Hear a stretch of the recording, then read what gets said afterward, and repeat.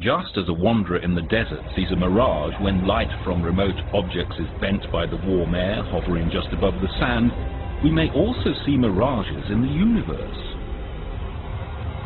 The mirages we see with a modern telescope, such as the Hubble Space Telescope, do not arise from warm air, but instead from remote clusters of galaxies, huge concentrations of matter. Long ago, some people thought the Earth was flat. This is not surprising, since in our everyday lives, we're not aware of the curvature of our planet. Space is actually curved, although we can't see that for ourselves on a starry night. The curvature of space does, however, produce phenomena that astronomers can see. One of Albert Einstein's predictions is that gravity warps space and therefore distorts rays of light in the same way that ripples on a pond create a warped honeycomb pattern of light on the sandy bottom. Light from distant galaxies is distorted and magnified by the gravitational field of massive galaxy clusters on its path to Earth. The effect is like looking through a giant magnifying glass, and the result is called gravitational lensing. The weird patterns that rays of light create when they encounter a weighty object depend on the nature of the lensing body. Thus, the background object can appear in several guises. Einstein rings, where the whole image is boosted and squeezed in a circle of light. Multiple images, ghostly clones of the original distant galaxies.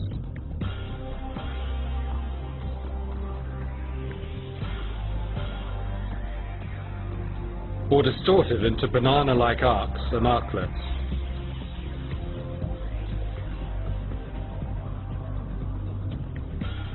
Though Einstein realized in 1915 that this effect would happen in space, he thought it could never be observed from the Earth.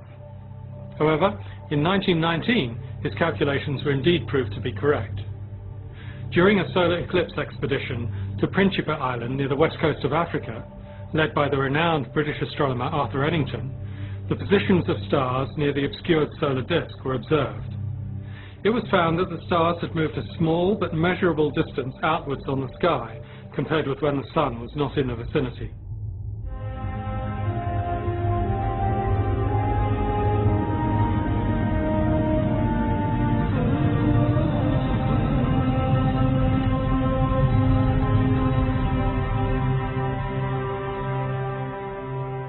Nowadays, faint gravitational images of objects in the distant universe are observed with the best telescopes on Earth and, of course, with the sharp-sighted Hubble.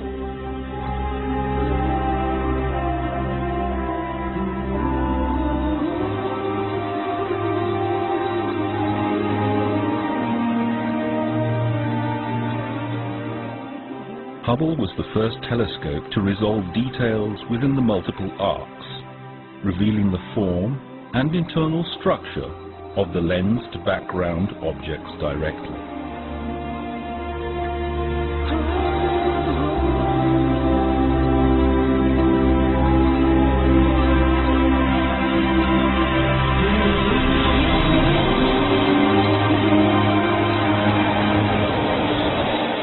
In 2003, astronomers deduced that a mysterious arc of light on one of Hubble's images was the biggest, brightest, and hottest star-forming region ever seen in space.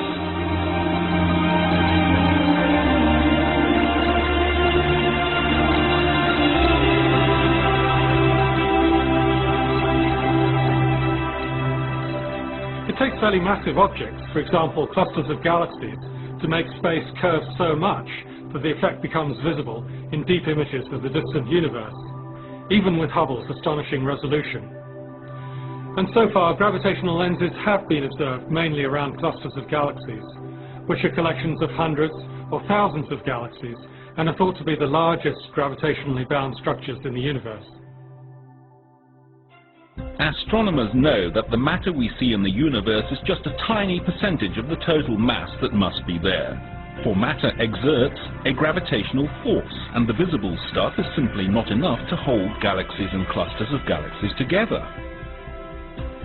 Since the amount of warping of the banana-shaped images depends on the total mass of the lens, gravitational lensing can be used to weigh clusters and to understand the distribution of the hidden dark matter.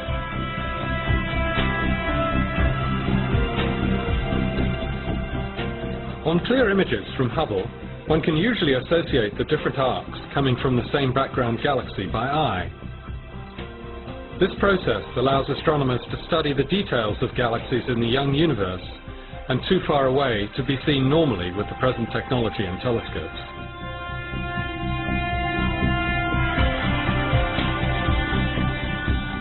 A gravitational lens can even act as a kind of natural telescope. In 2004, Hubble was able to detect the most distant galaxy in the known universe, using the magnification from just such a gravitational lens in space.